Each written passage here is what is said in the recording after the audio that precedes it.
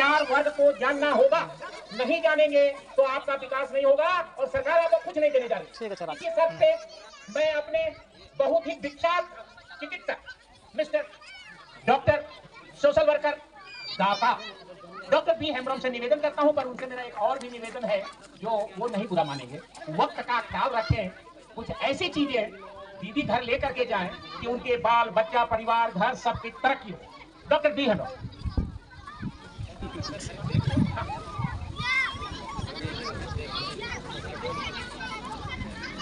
बेरहाबाद के एक सुंदर पवित्र पावन ग्राम में मैं यहाँ पुस्तकालय के संचालकगण, माता पितागण, भाई बहन, छोटे मोटे प्यारे बच्चे, मंच पर उपस्थित हमारे विद्वान अधिवक्तागण, हमारे भाई, दूर से आए सभी सम्मानित अतिथिगण, सबको मैं जय भीम, जोहार, जय मूल निवासी कहता हूँ।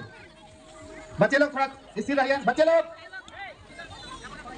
चुपचाप रहे। बच्चा लोग को थोड़ा सुनने दीजिए। कोई हल्ला नहीं करेगा बच्चा, नहीं तो चॉकलेट नहीं मिलेगा। ठीक है। आज बेहराबाद के इस सुंदर परिसर में मैं बाबा साहब भीमराव अंबेडकर, ज्योतिबाई फुले, हमारे जितने महान बड़े पूर्वज हैं उनको मैं नमन करता हूं, जोहार करता हूं।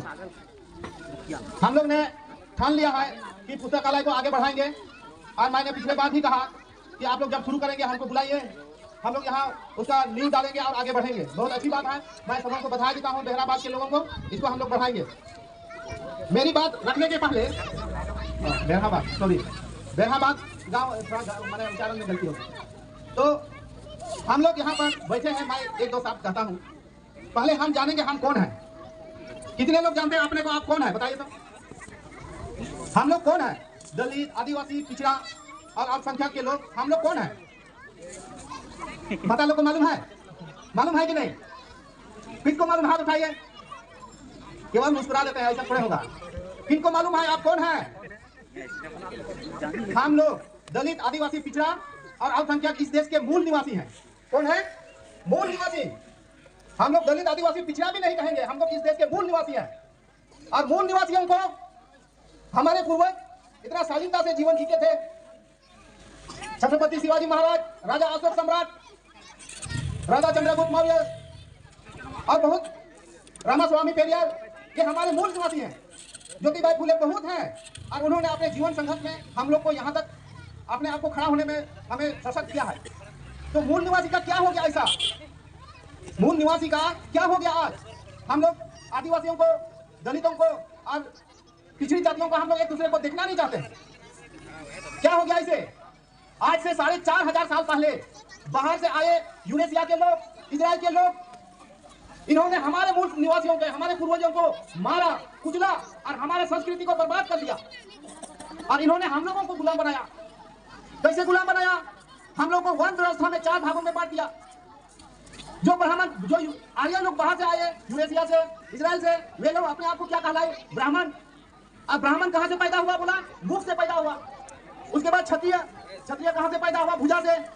उसके बाद वैश्य, जो उदर से पैदा हुआ। उसके बाद हम लोग को क्या रखा? शूद्र में।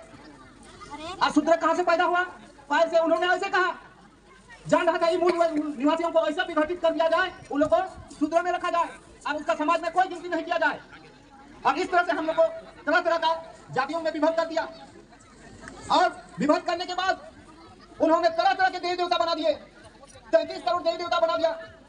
कोई शिव बना दिया, कोई शंकर बना दिया, कोई हनुमान का बना दिया, कोई दुर्गा बना दिया, कोई काली बना दिया, जिसका कोई अस्तित्व नहीं है। हमारे दिमाग को दिग्भ्रमित कर दिया। उसके बाद हमारे पूर्वजों को मार डाला और हम लोग को शोषण किया। और उन्होंने एक मनुस्मृति लिखा। मनुस्मृति किताब सुने हैं? मनुस्मृति सुने हैं? मनुस्मृति में लिखा हुआ है कि दलित, आदिवासी, पिछड़ों को शिक्षा का अधिकार नहीं है, पढ़ने लिखने का अधिकार नहीं है, धन संपत्ति का अधिकार नहीं है, बोलने का अधिकार नहीं है, कहीं शासन करने का अधिकार नहीं है, नौकरी करने का अधिकार नहीं है, क्योंकि उन लोग शूद्र हैं, पैर से पैदा हुआ है। इस तरह से हम लोग को तोड़ दिया गया। इसको तोड़ने के बाद इस देश में मुगल आए और मुगलों ने वो सिंधु घाटी होकर के आए। किधर से आए? सिंधु घाटी। सिंधु घाटी होकर के आए और सिंधु घाटी से होता है सिंधु घाटी। सिंधु को मुगल भाषा में स नहीं होता है, क्या होता है उसमें स नहीं होता, इसीलिए क्या बोला हिंदू घाटी। लेकिन मुगल भाषा में हिंदू घाटी क्या है, हिंदू शब्द क्या है, चोर, डकैत, लुटेरा। तो मुगलों ने जाना कि ये हिंदू शब्द तो बहुत गंदा शब्द है। जब मुगल हमारे देश में आए तो देखा ब्राह्मणों ने बड़ा बड़ा यहाँ के मूल वासियों का धन संपत्ति को बड़ा बड़ा मंदिर बना करके वहां लूट के रखा है। इसीलिए मुगलों ने उस सबको ब्राह्मणों के लिए कहा है तुम लोग हिंदू है। हिंदू का मतलब क्या है, चोर, गुंडा, लुटेरा। अब ब्राह्मणों ने सही में हमारा संपत्ति को, हमारे पूर्वजों को लूट लूट कर मंदिर में बना के रख दिया था। तो मुगलों ने ये सब ब्राह्मणों के लिए कहा। जानता था कि मुगल ये सब तो अरबी शब्द है, इसका मतलब है चोर, गुंडा, लुटेरा। तब ब्राह्मणों ने उस शब्द को हमारे लिए उपयोग किया, हिंदू शब्द को क्या किया, हमारे लिए उपयोग किया। हम लोग को हिंदू कहा। अब ब्राह्मण बोलता है हम ब्राह्मण है, हिंदू नहीं है। कोई ब्राह्मण नहीं बोलता है कि हम हिंदू है, बोलता है कि हम ब्राह्मण है। लेकिन आपको कहता है गौरव से कहो हम हिंदू हैं, मतलब आप क्या है, चोर, गुंडा, लखाए, चोर, डकैत। आप खुश हैं, खुश है कि नहीं खुश है? आपको लोग चोर, गुंडा, लखाए कहता है, आप लोग खुश हैं, कोई चुप नहीं बोल रहे हैं। वकील साहब ने कहा ब्राह्मण आपको गुलाम बनाने के लिए तरह तरह षड्यंत्र रचा है और उन्होंने मनुस्मृति बनाया।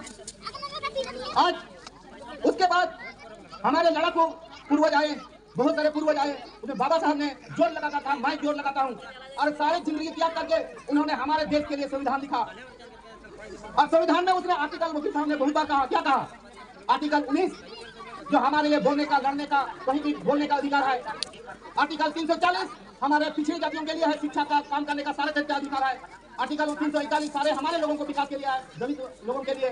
आर्टिकल 342 हमारे आदिवासियों के लिए विकास के लिए है। जान रहा था पिछड़े लोग सबसे ज्यादा ब्राह्मणों का गुलामी है, इसलिए बाबा साहब ने सबसे पहले पिछड़ों के लिए कानून बनाया 340 सबसे पहले। और उन्होंने सबसे पहले पिछड़ों को ही जागरूक करने का कोशिश किया। उसके बाद दलित आए, उसके बाद हमारे आदिवासी।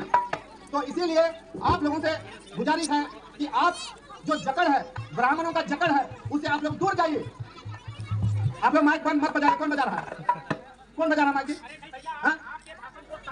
नहीं मत बजाइए, आपको डिस्टर्ब हो रहा है ना। तो ये ब्राह्मणों ने हम लोग को तोड़ मरोड़ के रखा है। वकील साहब, विद्वान वकील साहब है यहाँ पर। देखिए पिछले साल पिछड़ों का 440 आयत क्वालिफाई हुआ, पिछले जातियों का। ब्राह्मणों ने, पिछले लोग कितना हाथ उठाए? तो पिछले जाति के कितना है यहाँ पर हाथ उठाए? अरे लाज क्यों लग रहा है, कितना है पिछले जाति के समाज के? उठाइए। ब्राह्मणों ने पिछले जातियों के जो आयत अधिकार क्वालिफाई किए उनको क्रीमी समाज, क्रीमी लेयर बोल करके उनको हटा दिया और सारे ब्राह्मण उसमें घुस गया।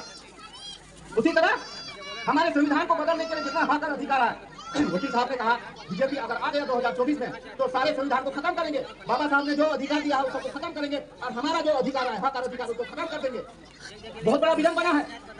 हम आपके बीच में दूरी क्यों बनाया जा रहा है? ये केवल वोट बैंक है। आपको आपका हक और अधिकार छीनने के लिए आपको बोलेगा आप हिंदू है और हमारे बीच में दूरी बना के रखेगा। ब्राह्मण आपकी तरफ खींचेगा, वोट ले लेगा, आपका हक और अधिकार छीन लेगा। पूरे देश में यही षड्यंत्र चल रहा है। भाई और बहनों, इसको समझना होगा। अगर आप नहीं समझ में आए, जागरूक नहीं हुए, तो आने वाला दिन में हमारा सारी शक्ति छीनी जाएगी और हम लोग बेकार हो जाएंगे। जो आज से 75 साल पहले जो हमारी गुलामी थी, वो गुलामी फिर आ जाएगी पूरी तरह। अब ब्राह्मण हमारा सब हक और अधिकार छीन लेगा। हम लोग इस देश के 85% हैं, दलित, आदिवासी, पिछड़ा, आप समझ 100 में कितना है? 85 है। लेकिन हमारा हक और अधिकार आज भी नहीं मिला है। पूरे देश में पिछड़ों की आबादी 62% है। कहने का मतलब 100 में पिछड़े जाति कितना है? 62 लोग है। लेकिन आपकी भागीदारी 25% भी नहीं है इस देश में, मात्र 8% है। आपकी आबादी 62% है, लेकिन आपका आबादी की भागीदारी कितना है? मात्र 8%। 100 में केवल 8% ही आपकी आबादी भागीदारी है। ये विडंबना है कि नहीं? विडंबना है कि नहीं? आपके बच्चे भी पढ़ेंगे, कल आपको नौकरी नहीं मिलेगा, आपकी भागीदारी समाप्त कर दी जाएगी। इसके लिए जागरूक होना पड़ेगा। आपके बच्चे पढ़ती है, आपके बच्ची पढ़ती है 8वां से 9वां से, पहला से, दूसरा से, आप कहाँ भेजते हैं? स्कूल में नहीं भेजते हैं। स्कूल में सरस्वती देवी की पूजा कराते हैं, काली की पूजा कराते हैं, दुर्गा की पूजा करते हैं और पीपल के पेड़ के नीचे चक्कर चलवाते हैं। कभी नहीं बोलते हैं ट्यूशन में जाओ, कराते नहीं कराते। शिव चर्चा हो रहा है, बच्चों को पढ़ाने के लिए शिव चर्चा में बैठाते। अभी राम मंदिर बना, करोड़ों रुपया आप लोगों ने दान दिया, कोई ब्राह्मण दान नहीं दिया, कोई क्षत्रिय दान नहीं दिया, लेकिन दलित, आदिवासी, पिछड़ा वहां इधर ढोकर के पैसा लेके जाता है। मंदिर बना से आपके बच्चा को शिक्षा हो जाएगा, नौकरी हो जाएगी, काम मिल जाएगा? कभी नहीं मिलेगा। जगह जगह यज्ञ हो रहा है। अभी नौटिया में यज्ञ हुआ, मैं जाके मना किया तो भी वहां 10 लाख रुपया जमा हुआ, 10 लाख जमा हुआ नौटिया में, आपका जमुआ प्रखंड में, जबकि मैं मना करके गया था। हमारे पिछड़े जाति लोग भी आगे